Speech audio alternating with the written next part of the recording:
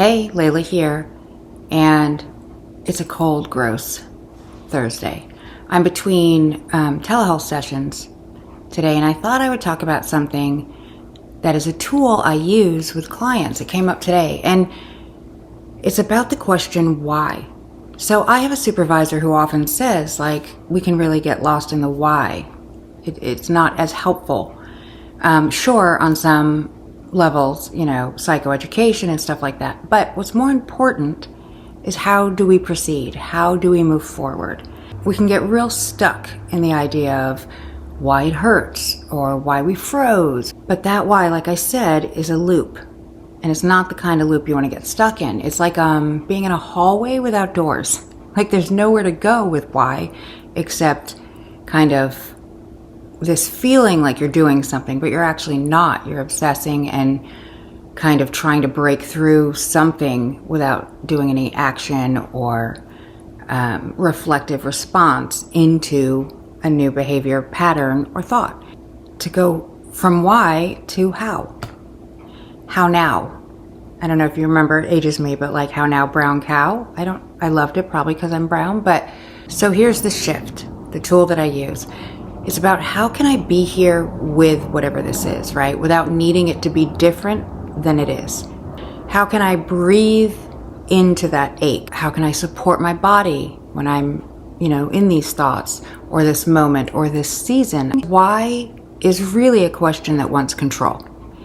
And God, am I guilty of that, but not how now. For example, when grief rises, grief of the relationship, of the person, of the job, whatever that is, instead of why am I still crying or why am I hit so hard by this, try how can I soften around this now? How can I move with this? Another example, why am I like this? God, everybody knows that question. And when we're using the same brain, right, that's asking the question to answer it, the answers aren't going to be great, right? Why am I like this? Oof, it can go to blame. It can go to kind of just self-berating. A better question is, how can I take one step with that scared part of me and move forward slowly? So you're not trying to solve the past. You're trying to be present in the moment with exactly how things are. It's so important to think about the direction the questions you're asking yourself are taking you. Are they kind of bending on themselves with the why am I like this? Why don't they love me? Why do I get so upset so easily? Why is this relationship not working? I don't hear solution. There's no avenue towards solution there.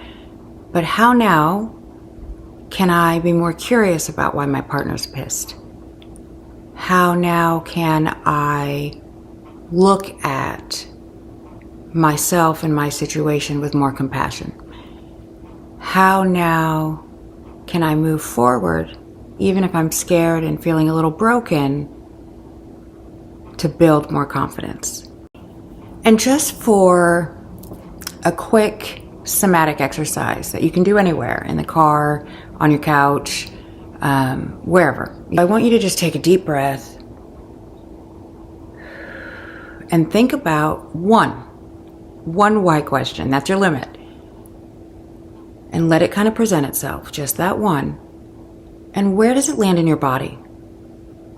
Just take a couple seconds to notice. Is it in your chest, in your stomach, the back of your throat? It can be all kind. In your shoulders, do they tense? Just be curious about that. Step 2 is I want you to place your hands right here at your chest. Breathe again. Not why, but how now. It sounds silly, and it might seem a little cheesy to you the first time, but I want you to notice it because you're here in your present moment, because you're telling your brain to change that question from not why, say out loud or in your mind, not why, whatever the thing is, not why did I lose my temper, but how do I now move forward and repair what I might have broken or put tension on. Get in the habit of it. It's a practice. It gets a lot easier as you go. So not why, but how. Not why, but how. Not why, but how. Yeah.